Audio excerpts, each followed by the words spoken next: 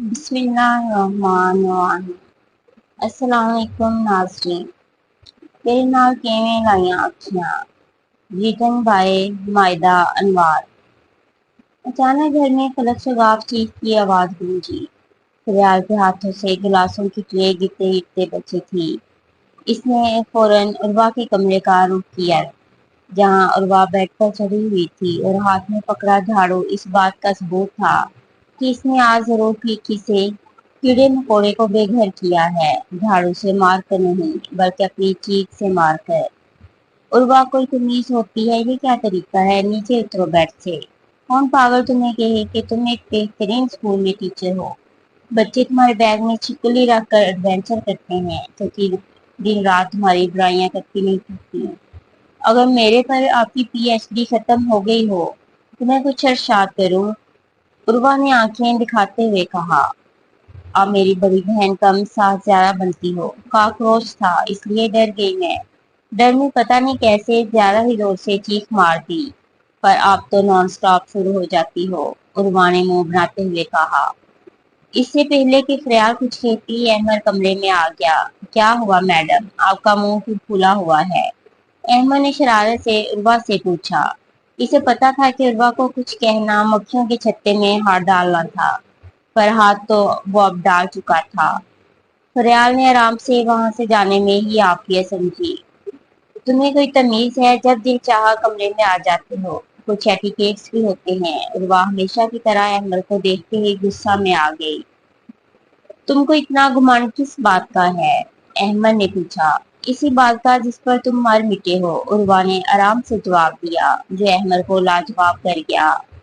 احمد اور عروج دونوں چچا زاد تھے۔ احمد شروع دن سے ہی عروہ کو پسند کرتا تھا، ماں باپ کا اکلوتا تھا، اس لیے جب دل کی خواہش کا اظہار ماں باپ سے کیا تو وہ انکار نہ کر سکے۔ ایسے ہی عروہ کے ہاتھ میں وہ ایک دن اپنے نام کا رشتہ جوڑ آیا، سب کی رضامندی سے۔ عروہ کے لیے کچھ بھی نیا نہیں تھا، پر چچی دل سے یہ رشتہ نہیں چاہتی تھی، پر بیٹی کی خواہش کے ہاتھوں مجبور ہو گئی تھی۔ عروہ سدا کی لاؤبالی سی طبیعت والی، شوخ و چنچل، پر عروہ کے دل میں احمد کے لیے کوئی پسندیدگی نہیں تھی۔ فریال جتنی سمجھدار تھی، عروہ اتنی ہی لاپرواہ تھی۔ آج عروہ کی اسکول کا ٹرپ جانا تھا، جس کے لیے وہ صبح سے ہی تیاری کر رہی تھی۔ جبکہ فریال اندر آئی تو عروہ کی تیاری دیکھ کر حیران رہ گئی۔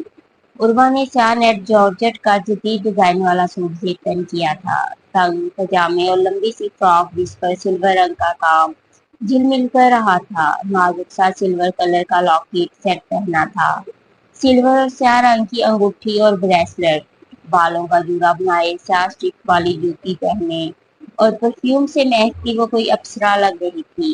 عروہ، تم اتنا تیار ہو کر اسکول ٹرپ پر جاؤ گی؟ اگر امی نے دیکھ لیا تو وہ باہر قدم بھی نہیں رکھنے دیں گی۔ بس کرو فریال، سب ٹیچرز ایسے ہی تیار ہو کر آتی ہیں۔ اگر کچھ تیار ہو گئی ہوں تو امی سے پہلے تم اماں نہ بنو میری۔ اتنے میں بس کے ہارن کی آواز آئی، کیونکہ ان کو 6 بجے نکل جانا تھا لاہور سے۔ اس سے پہلے کہ زہرا بیگم کی نظر پڑے وہ نکل جانا چاہتی تھی، پر وہ تو ماں تھی، اس کے لیے چادر لے کر آئی کہ یہ لے، یہ اوڑھ لینا۔ نافرمان اولاد، ماں باپ کا لیکچر برا لگتا ہے اولاد کے لیے۔ یہ راتوں کو دعا ماں باپ ہی کرتے ہیں، پر جہاں کسے قدر ہے۔ وہ واقعی دکھی تھی۔ عروہ کو یکدم شرمندگی میں آن گھیرا۔ سوری امی، معاف کر دو، اس نے کان پکڑتے ہوئے کہا، جو زہرا بیگم کو اداکاری ہی لگی، پر اولاد تھی، اس کو دعاؤں کی سایہ میں بھیج دیا۔ زہرا بیگم کا دل کسی انہونی کے ہونے کی پیشن گوئی کر رہا تھا، جو عروہ کے آنے والی زندگی کے ہر رنگ کو مسخ کر دے گا، اور ماں کا دل بے وجہ نہیں ڈرتا، اور بہت جلد یہ ڈر ان کی زندگی پر اپنا رنگ چھوڑنے والا تھا۔ زندگی کی کتاب سے مسکرانا چرا لیا کسی نے، یہی اب عروہ کے ساتھ ہونے جا رہا تھا۔ کیسے سنبھال پائیں گے خستہ بدن کی راہ؟ ہم لڑتے لڑتے تھک گئے ہیں اپنے وقت سے۔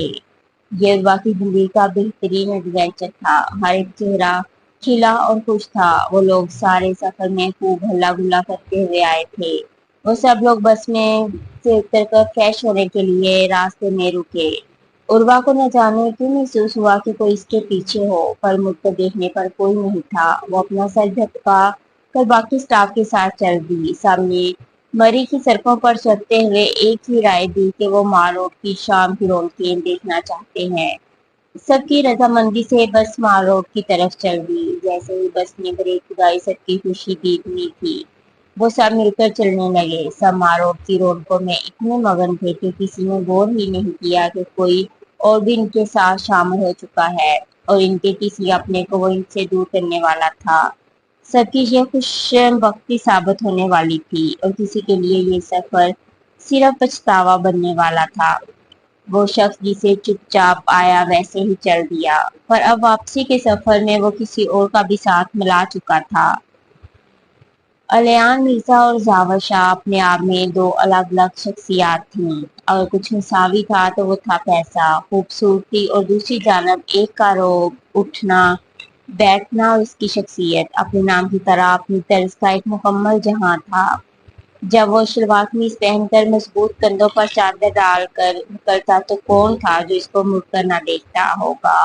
زاور شاہ کا نام اور اس کا کام اپنی مثال آپ ہوا کرتا ہے. وہ ڈر کا دوسرا نام تھا اور وہ تو لگتا تھا بنا ہی اس شخص پر جچنے کے لیے ہے. یہ نہیں کہ وہ پڑھا لکھا نہیں تھا، اس نے زندگی کا ہر میدان جیتا تھا. دولت، علم، شہرت، خوبصورتی اور شخصیت، اور وہ کسی کے دل کی دھڑکنوں میں مدغم بھی تھا. دوسری طرف الیان مرزا بھی اپنے آپ میں ایک نام تھا، کم گو، محبتیں بانٹنے والا، سمیٹنے والا، ماں کا فرما بردار، معصومیت سے بھرپور چہرہ جس کو دیکھتے ہی پیار امڑ آتا تھا. وہ تھا ہی ایسا، پر قسمت نے اس کے ساتھ اس کے پیار کا ساتھ شاید لکھا ہی نہیں تھا. یہ اس کو جلد بدیر پتہ چلنے والا تھا. عروہ کی جب آنکھ کھلی تو اس نے خود کو بندھا ہوا محسوس کیا. کمرے میں ہر طرف اندھیرا چھایا ہوا تھا. اس نے کچھ سوچنے کی کوشش کی کہ آخر وہ ہے کہاں اور کیسے آئی، پر اس کے حواس اس کا ساتھ نہیں دے رہے تھے. اس نے چیخنے کی کوشش کی پر بے سود. آنکھیں درد سے کھول نہیں رہی تھیں اور حلق اتنا خشک ہوا تھا کہ آواز کا نکلنا ممکن نہیں تھا. یہ کیسی اذیت تھی، کیسی تکلیف تھی جو اس کو دی جا رہی تھی. زاور شاہ کی پرانی عادت تھی صبح سویرے سیر کرنے کی. جب وہ اپنے سرسبز کھیتوں میں بھاگتا ورزش کرتا تھا. وہ روب والا زاور شاہ لگتا ہی نہیں تھا اور کوئی اسے روز اپنی بالکنی میں کھڑے ہو کر دیکھنا اپنے لیے سکون سمجھتا تھا. بھاگتا تو زاور شاہ تھا پر توانائی شاید اس کو ملتی تھی. بڑی حویلی اپنی مثال آپ تھی، طرز میں اور اس میں رہنے والے مکین بھی. یہ حویلی اپنی شان اور قیمت کا منہ بولتا ثبوت تھی.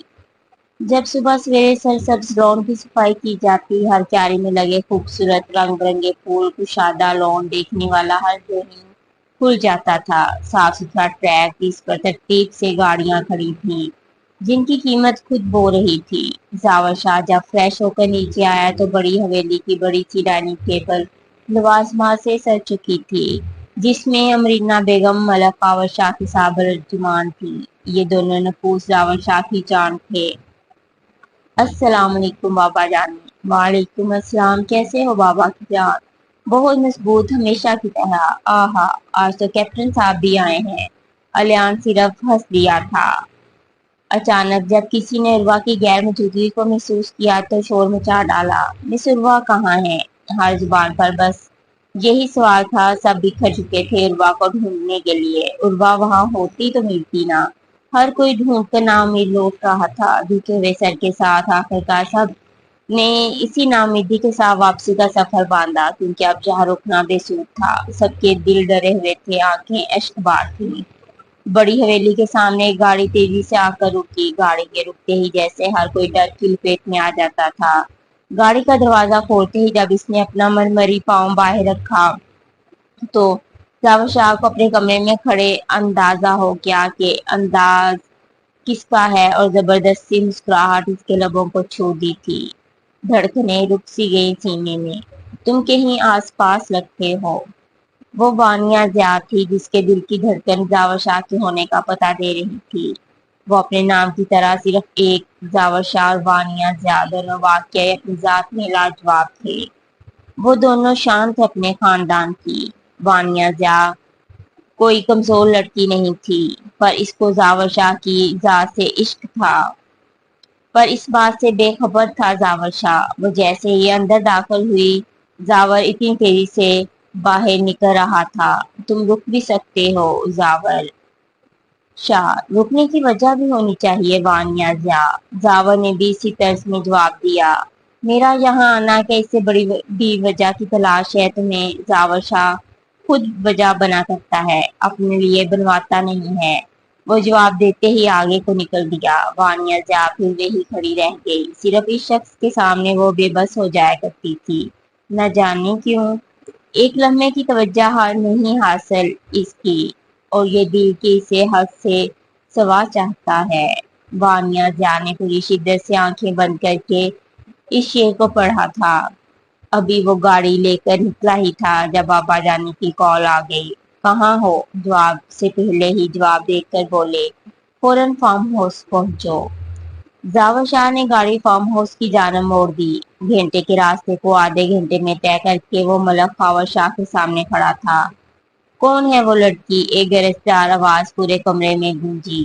کون سی لڑکی بابا جانی؟ زاور شاہ بھی اپنے نام کا ایک تھا۔ کوئی ڈر خوف اس پر طاری نہیں ہوا، کیونکہ ڈرے تو وہ جس کے دل میں چور ہو۔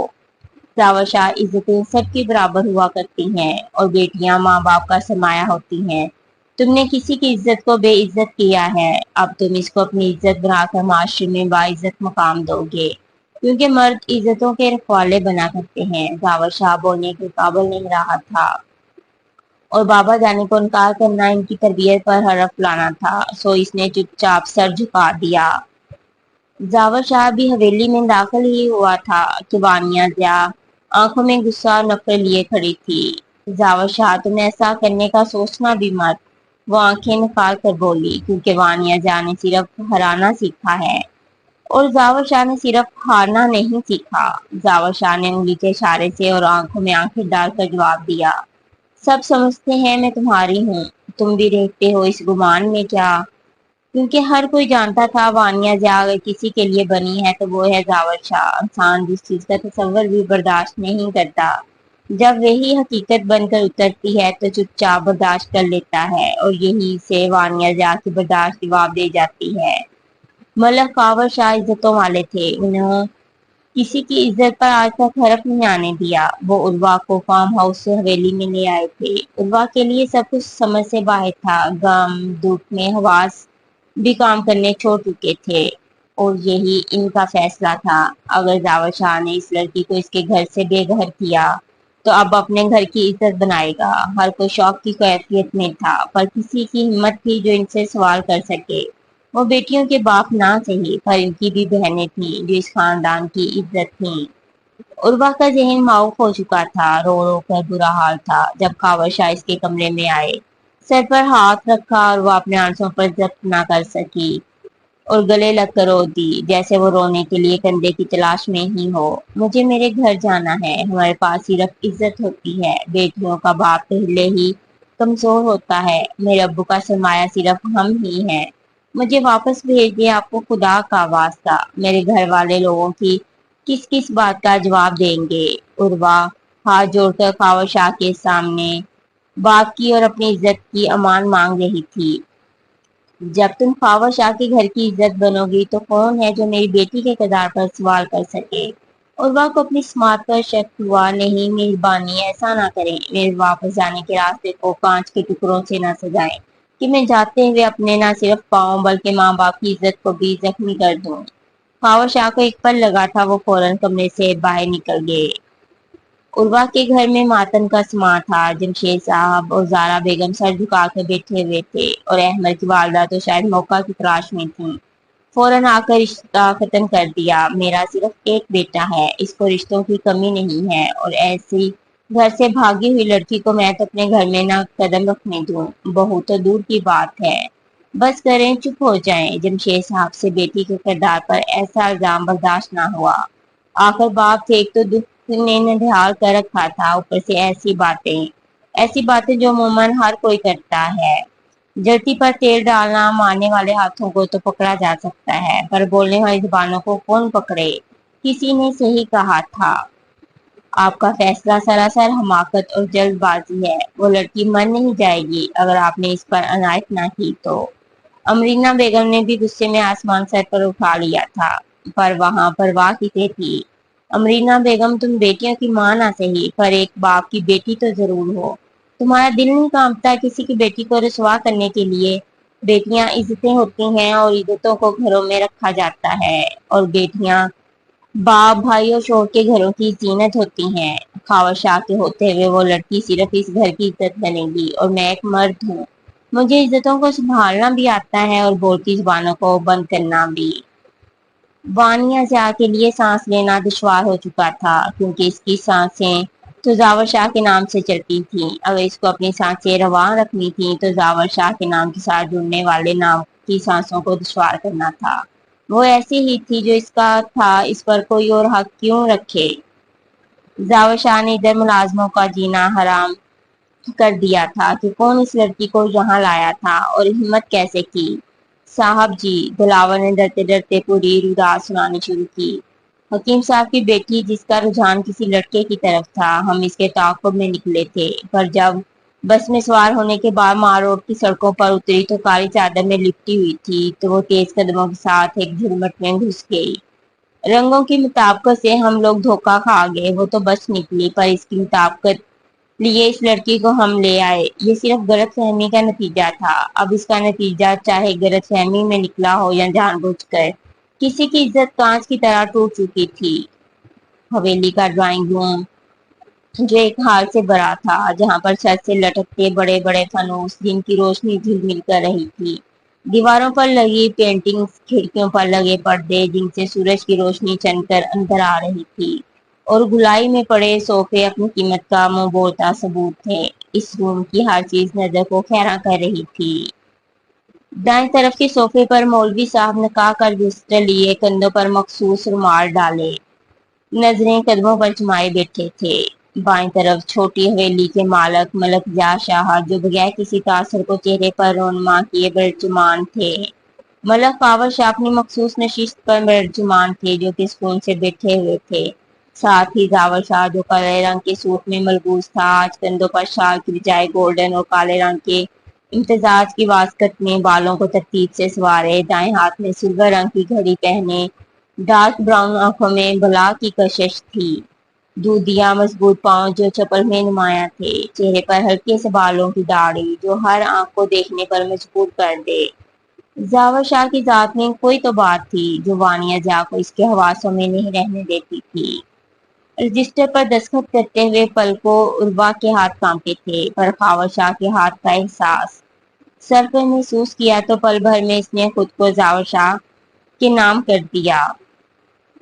نہ جانے وہ کون تھا، کیسا تھا، جس کا نام بھی عروا کے لیے ابھی تک اجنبی تھا، لیکن وہ اپنی زندگی کی ہر سانس کو اب اس اجنبی کے نام کر چکی تھی۔ وہ شخص اس کے لیے ابھی تک سیپ میں چھپے موتی کی طرح تھا۔ کس کس کو اگلی ویڈیو کا انتظار رہے گا، کمنٹ میں ضرور بتائیے گا۔ اللہ حافظ۔